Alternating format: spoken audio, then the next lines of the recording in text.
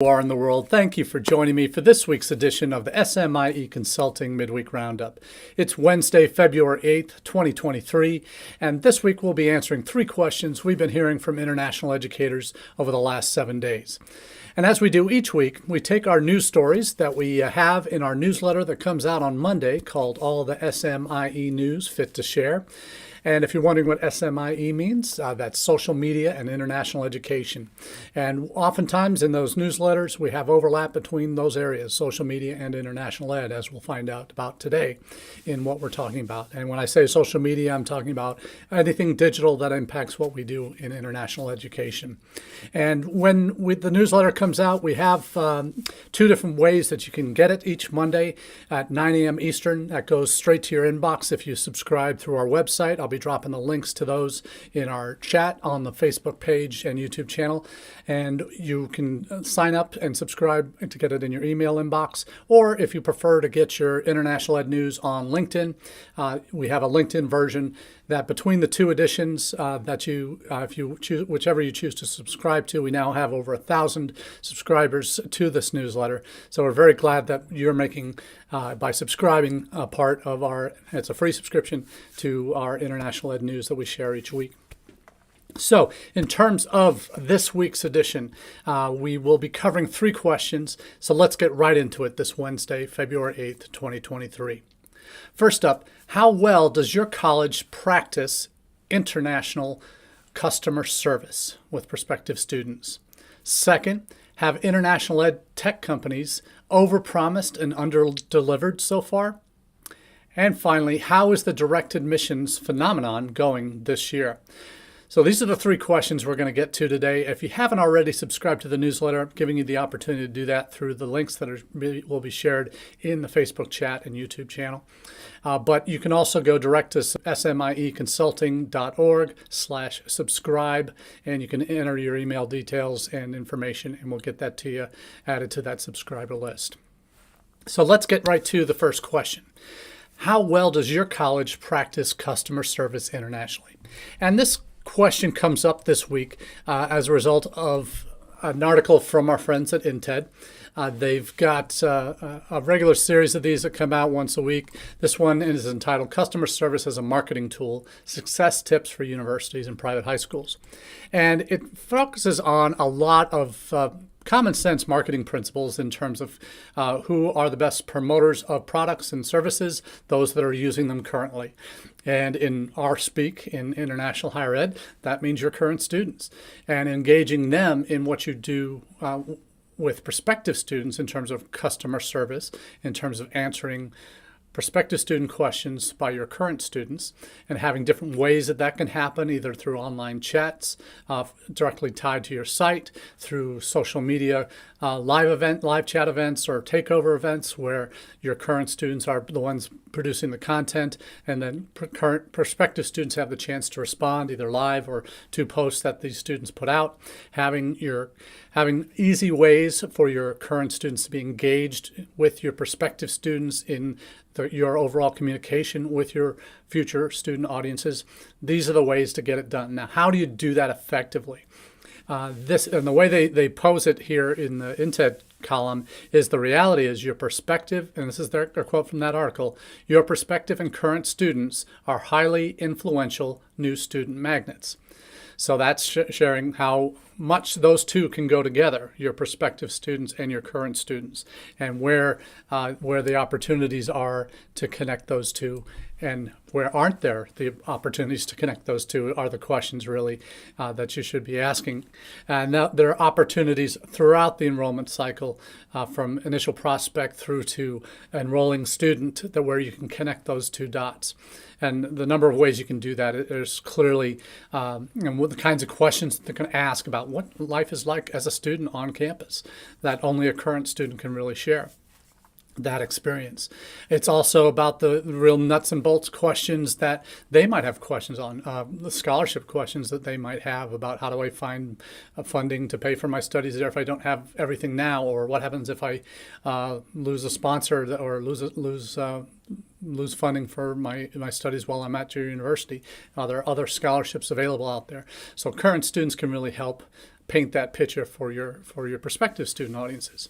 Things like visas are top of the mind, and particularly when you can connect a current student from the country of a prospective student, and if you're at the stage in your recruitment where you have critical masses of individual applicants or prospects from certain countries or regions, where you can connect those two groups together, your prospective students and your current students, and you can have your current students share their experiences going through that process about applying for the visa, getting ready for the interview, all those nuts and bolts kind of questions that your prospective students have, and they feel most comfortable getting those answers from students who've gone through that experience recently.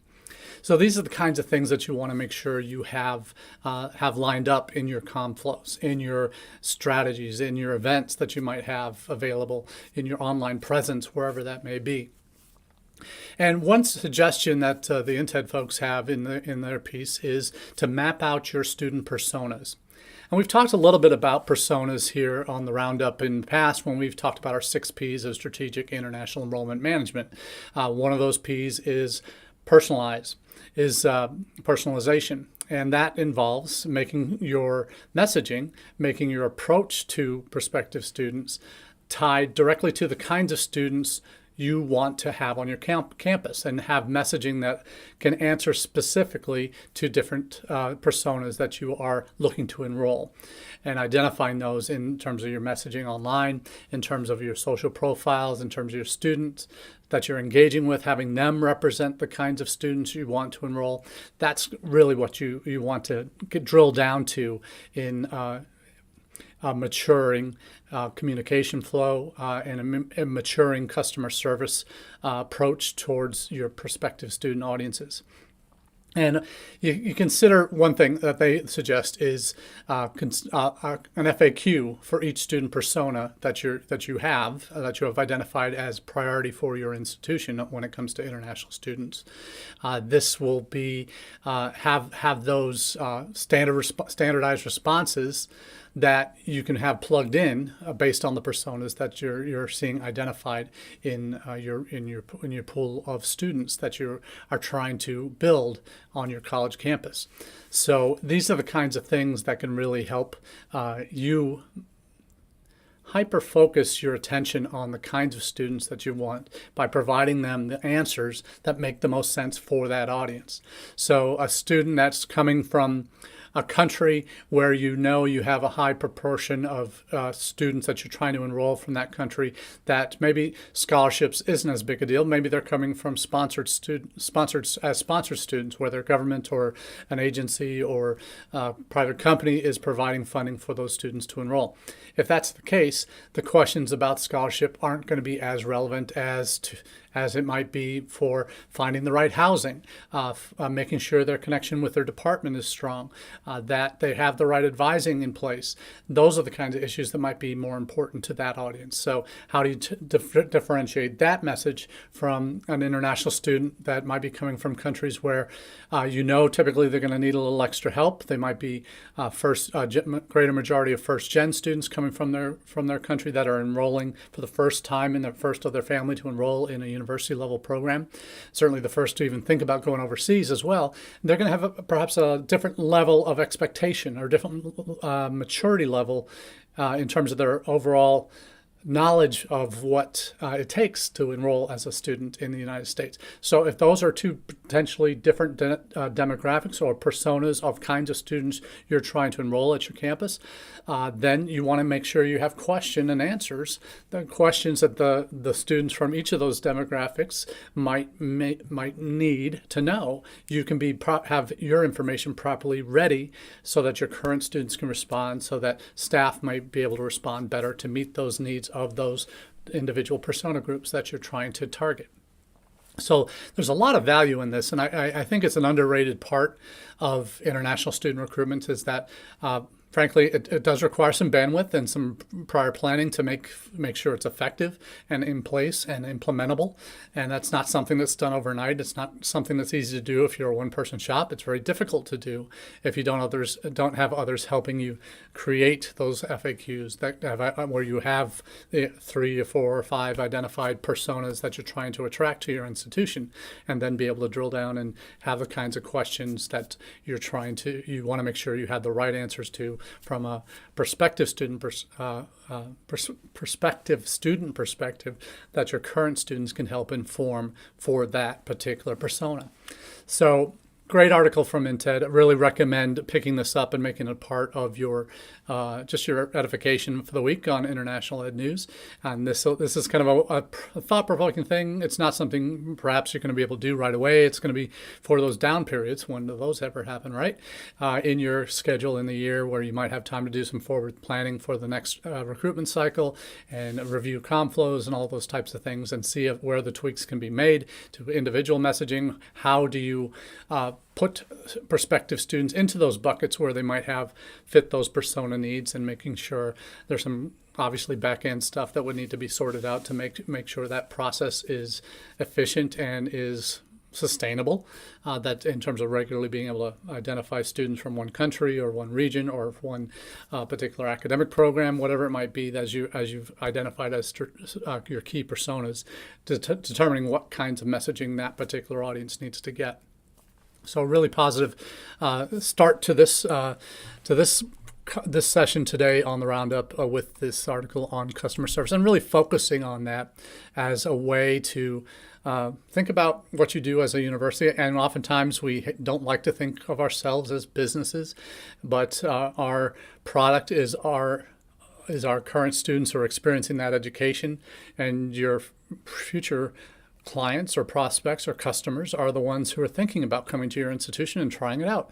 And they need to be able to have those conversations and to have their questions answered that meet their individual needs. So that's the whole concept of customer service, that for institutions, particularly if you are not an elite school where you have far more applications than you know what to do with, and your admit rates are in the single digits, this is not a conversation where you potentially need to have the time or bandwidth or even care to focus on as part of your journey of what journey you're providing for your prospective student audiences. But for the rest of us who have to hustle and have to really get out there and make sure that we're connecting at every point that we can with prospective students, that we have messaging that works for the individual student's needs or the type of student that you're trying to recruit, then for the rest of us, we do need to think about this and make it a part of our longer term vision for what we want to do with our international student recruitment efforts. So that's all for that first question. We're going to move straight into our second one. And this is a little bit of a downer question, but it's a reality check for, I think, a lot of individuals who are in the international ed profession these days. And the question is, have international ed tech companies overpromised and underdelivered so far? And why is this coming up? I think it's coming up for a lot of reasons. We all saw during the pandemic, we lost a lot of great talent on the institutional side. A lot of great talent retired who had years of experience in the field that says, I'm fed up with this. I can't deal with this anymore. They left. Some were downsized. Some left voluntarily. And the replacements for those positions, in some places, they haven't come yet. Or they've been replaced with entry-level people or mid-level managers when you needed an SIO or a senior director or executive director to kind of lead the charge for international on campus. That senior leadership in international oftentimes hasn't been replaced at that same level. I know in contrast at UNLV, we were just starting to build during the pandemic, and we're slowly adding on as we've gone. So we're getting bigger in terms of our international operation at UNLV. Other campuses who had large staff already, they lost positions and haven't replaced them yet, or replaced them with lower level folks or entry level folks in the worst case scenario for if you were to replace somebody. But what happened during the pandemic with the Great Resignation? International ed was lost a lot of great talent. And some of that talent, if they didn't retire, some of that talent went to the international ed tech side. That private companies that were kind of seeing a big rush during the pandemic when everything went online. They're thinking ed tech, this is the way to go. There's going to be bright futures. We're not going back to the way things were. And slowly but surely, things have started to come back to the way things were. But the problem has been for those folks that did get lured away to work for some of these international education technology companies. We're talking here about some of the agent aggregators out there. We're talking about some of the service providers, some of the partners that are doing EdTech online courses, combination programs. There was great expectation that there'll be many more institutions buying into their way of doing things than have actually done so. And as a result, the expectations of how many sales, university sales, were we going to be able to make this year by bringing on new university partners for us to send students to, when those didn't materialize as quickly as these international ed tech firms wanted, there has been some retrenchment going on and some pullback going on. We've seen some of the aggregators like Educo. Educo had pushed their boat out fairly quickly during the pandemic, and over the last year, they've cut back quite a bit.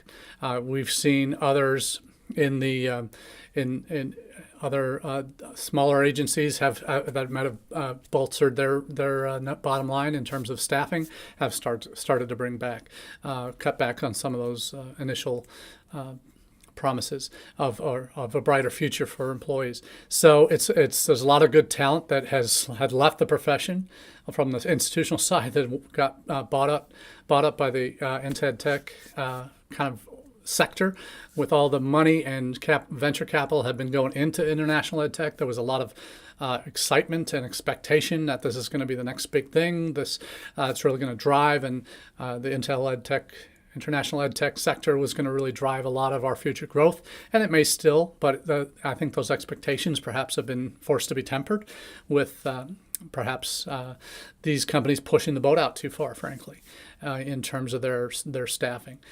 And I've seen it through some of the partners that we're working with. We've lost our main point of contact once or twice in the last year at UNLV. Some of the folks that we've been working with. One of the aggregators decided, well, we're not going to renew our contract with you, even though they've not sent us any students yet. It's a real interesting phenomenon to see after less than a year of some really exciting, promising kind of prospects out there for relationships that could help bolster what we're trying to do on campus, that some of them have been cutting back staff at a time when we're ready to get going with them. Then they're starting to pull back. It's a little bit unsettling, but it's certainly kind of par for the course at this point, because it's not just one company here or there. It's a range of companies across the board. And a Pi News article really speaks to this this past week. Technology layoffs hit international ed sector is the theme of it, and it goes through Apply Board seeing a 6% reduction in its global workforce. Adventus saw almost 40% customer service and admissions sales staff HR cuts. And the cuts at Adventus says we're down to amalgamation of divisions, so consolidation. You see 2U, D2L, FutureLearn laying off staff. You see all the numbers that are represented here. Coursera, you see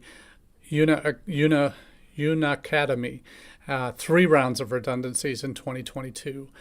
First one, 1,000 jobs lost in April. This is in India. And a further 150 in June, and a final 350 in November.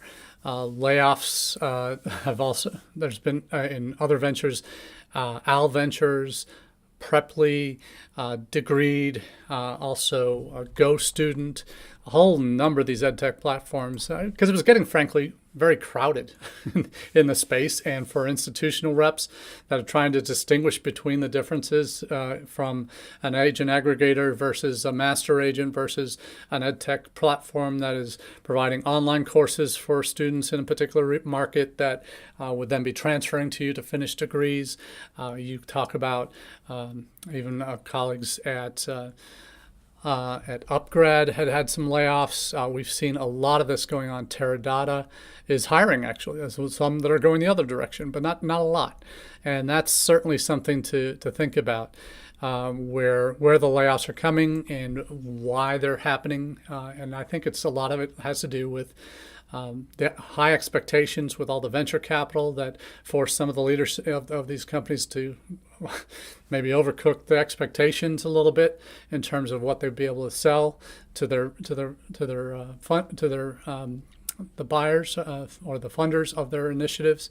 That wasn't realistic in terms of where the market was and where the universities that were looking to connect with these organizations to bring students in. So we've seen it, and it's a little bit of, some folks are saying it's like I told you so. It's crocodile tears from those folks, but a lot of it is just frankly overreach. And I think into a very crowded market. And we've seen that again and again with companies that have put together these grand plans for world domination in terms of international student recruitment markets, in terms of we're the platform for this, we're the largest for this. Everybody's saying that, and none of it's true. And that's the hard thing for institution reps that are trying to make these decisions, and leadership at institutions that are looking at budget priorities. And we don't have endless supplies of money to do that. And if I'm at a state institution, we don't have endless supplies of money to do that. We got to be very careful about where we choose to invest. So there might have been 4 or 5 companies that I was thinking, it might be worth taking a flyer on these guys this year. But the reality is, budget's not there this year. We may have some more funds next year when we start bringing in more students that can bolster our bottom line and provide a renewable source of income for our offices to push the boat out further ourselves as an institution in terms of where we're reaching, hiring staff, trying new ventures, getting into new markets. That costs money, and we got to be very smart about where we spend our dollars. So for me as an institution representative that is looking at and getting the cold calls from a lot of these vendors, even credential evaluation services are cold calling now, trying to corner our market, where we kind of tell students you can get your NACE's credential evaluation done for many of these programs that we'll accept. We haven't gone sole source provider on that yet, but that's something that getting cold calls on that. That's even that sector is impacting what we do in international ed. So there's a lot out there, and I think the lion's share of those that are out there have overpromised and are under-delivering. And it's not the way you want to do business, frankly. It's the way you have to do business, I guess, if you're so dependent on these angel investors or VC funding to make your company model go. And if you're not able to generate those results, then they start pulling round 2 funding, and all of that will continue to drop. Future funding will continue to drop. But your customers on the back end that are wanting to utilize your services, if they're not seeing that reliability or that over-promising and under-delivering, if they're seeing that as kind of the hallmark for a stability of a company, then that's going to raise some questions with us about future long-term sustainability of a relationship with you. So it is a wake-up call, and it's not something that's an easy conversation to have, but it's one that it's the reality of what we need to do as institutional reps is to go in with both eyes wide open in terms of who the companies that we're working are, what their main motivations are, what they're able to deliver on, and getting in on the ground floor with some companies that are promising the moon is always dangerous. It's great when it works, but if it doesn't, then you're out, unless you've negotiated a very, very smart deal in terms of not pushing out expectations too far and funding too far for that particular new phenomenon. I think you're in a good position in terms of being able to sit back and choose the vendors that are sustaining themselves through this potentially kind of a little bit of a rebound from we're seeing in overall numbers to the United States. Some of that's coming because it was going to come anyway because of pent-up demand, but the ability to facilitate more is not always is out there as a potential. But how are the particular vendors that you're choosing from showing you that they're going to be able to do that and deliver on their promises? So, and what happens if they don't? So these are the things that we all need to be thinking about in our positions in international ed when we're talking about enrollment management and wise use of public funds if you're at a public institution, or all these other factors that may come in. Even if you're at a private institution that has a fairly substantial budget, you still need to be wise with your decision making on where your institutional dollars are spent. So that's all we got on the second question. The third and final one is a positive one, and it takes us in a new direction. Again, we're not talking about the elites here, elite institutions that are have more applications than they know what to do with. We're talking about direct admissions here. And how is the direct admissions phenomenon going this year? And the articles that we're sharing today are both from Inside Higher Ed. One is direct admissions continues to grow.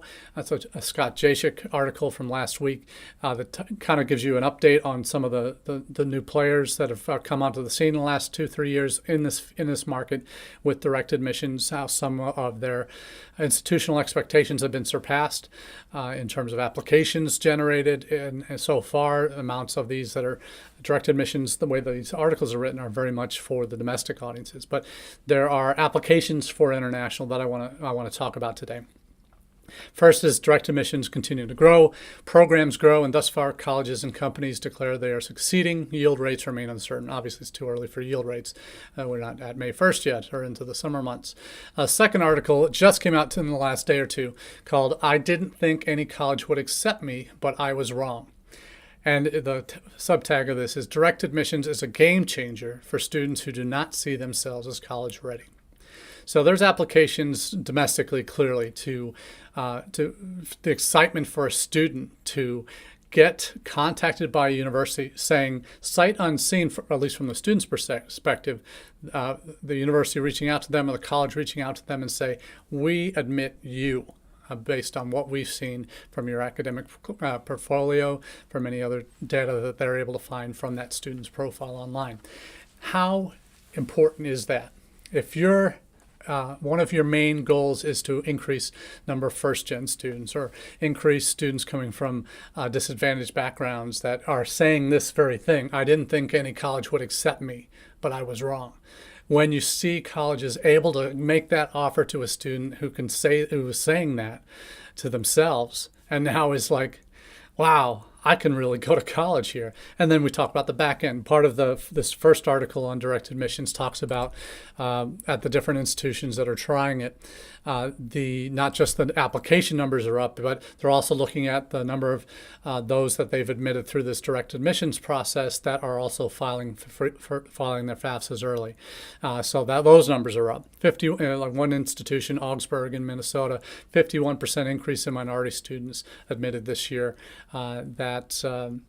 They're up over almost 50%. Yeah, 50% in overall free FAFSA applications in so far as a result this year because of the direct admissions piece.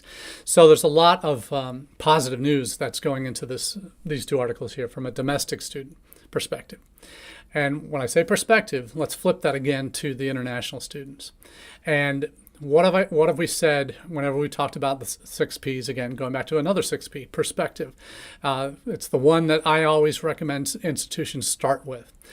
Start with their perspective on their institutional place, not only internally, where is your institution at when it comes to supporting things international on your campus, then that should inform how you plan to do what you want to do internationally to grow or to maintain or to diversify, whatever it is.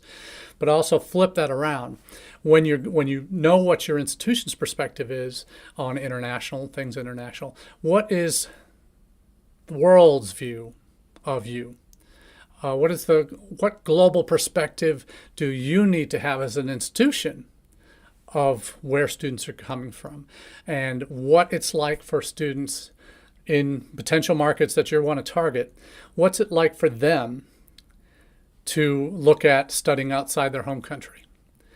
Why do they want to study outside their home country? That might be an easy one. There might be a lot of push and pull factors involved, and you have to do your research and know that for your markets you want to go into, so you can help develop those personas that we were talking about earlier as well.